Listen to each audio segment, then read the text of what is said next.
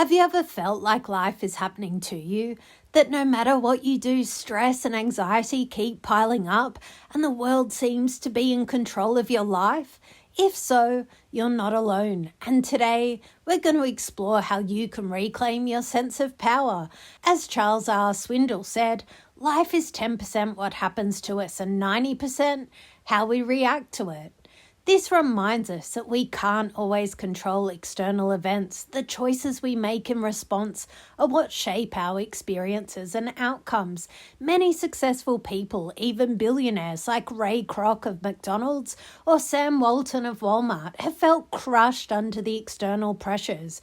Kroc faced enormous financial risk and tense partnerships, while Walton dealt with restrictive franchise agreements and cash flow challenges. Both initially blamed outside forces, creditors, contracts, and market pressures for their stress. Psychologists would call this an external locus of control. Yet, what made them truly exceptional wasn't just luck or business savvy, it was shifting towards an internal locus of control, taking deliberate actions, making tough decisions, and focusing on what they could influence rather than what they couldn't. This mindset didn't remove their challenges, but it gave them agency and power in face of overwhelming circumstances. Now imagine applying this to your own life, noticing stress without letting it dominate you, seeing anxiety as a signal rather than a sentence, and realizing that even small intentional actions can gradually reclaim your sense of control.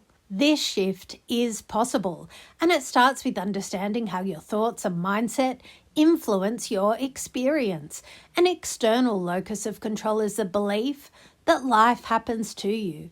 People with this mindset often think, I can't do anything about my anxiety, or other people or circumstances are responsible for my stress.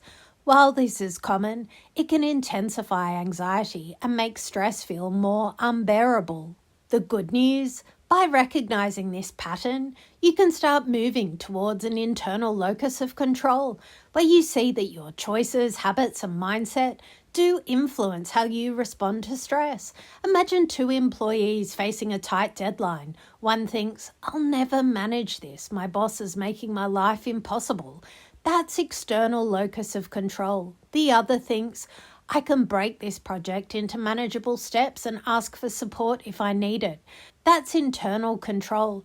The difference in stress levels is huge. Think about anxiety triggers like public speaking. Some people feel powerless against the panic. Others gradually train their mind and body, practice breathing techniques, and reshape their thinking. Ray Kroc transformed McDonald's into a global empire, but his journey was far from smooth. He faced enormous financial pressure, personally putting up his home as collateral to fund expansion. The stress of growth combined with tense relationships, including a difficult divorce, weighed heavily on him. Kroc's drive to control every detail was so intense that he clashed with the original McDonald's brothers over how the business should run. His story shows how an external locus of control can partly drive success. He often felt that external systems, contracts, and people were obstacles, but also how shifting to a more empowered, proactive mindset, he bought out the brothers, restructured the franchise model, enabled him to regain control and build something massive. Debbie Fields founded Mrs. Fields Cookies in the late 1970s. It became hugely popular, but the business wasn't always easy. Over time, it ran into financial trouble, restructuring, and debt. At one point, Mrs. Fields filed for Chapter 11 bankruptcy protection. This was a very public sign that even a beloved brand and its founder could feel overwhelmed by debt, external financial pressures, and loss of control. Her experience highlights how stress in business is not just about workload, it's about financial vulnerability, creditor control, and the fragility that comes with external forces like investors or debt dominate your decisions. Sam Walton founder of Walmart, is often celebrated for his grit and vision, but his early path involved serious risk and stress. He borrowed heavily to grow, even tapped out every bank as he expanded his stores. He was frustrated by business constraints, for example, operating under restrictive franchise agreements early in his career. Instead of blaming the system, Walton leaned into problem solving and discipline. He worked relentlessly, maintained frugality, and focused on operational efficiency. Walton's mindset demonstrates how someone can face enormous external stresses, debts, supply chain issues, slow expansion, but still cultivate an internal locus of control by choosing to respond proactively rather than feeling at the mercy of those pressures.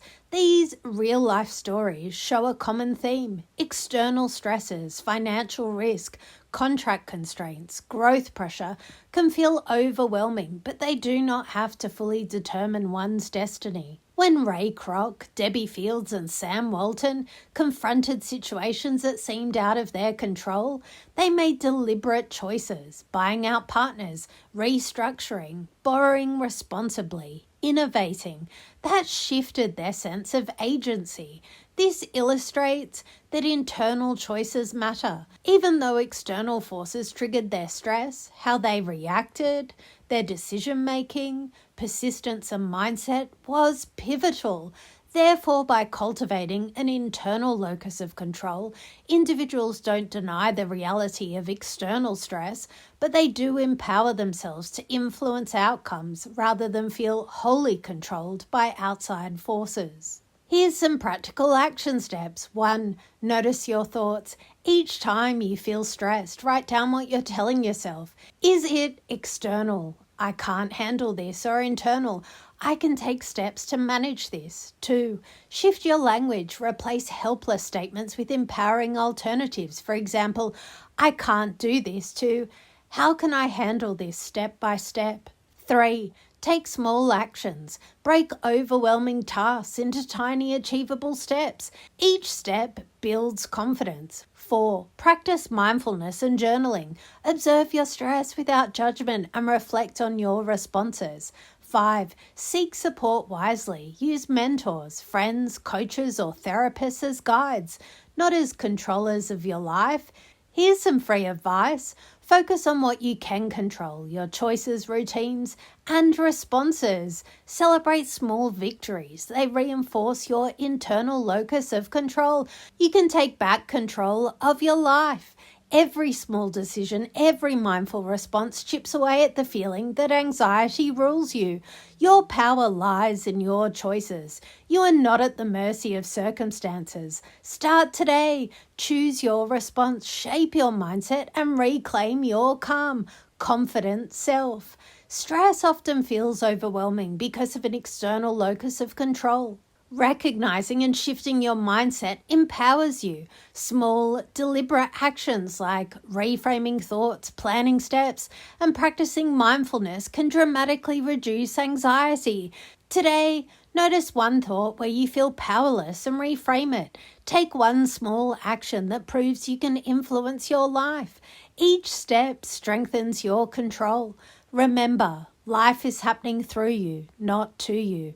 The moment you choose to step into your power is the moment you begin living, not just surviving. You've got this.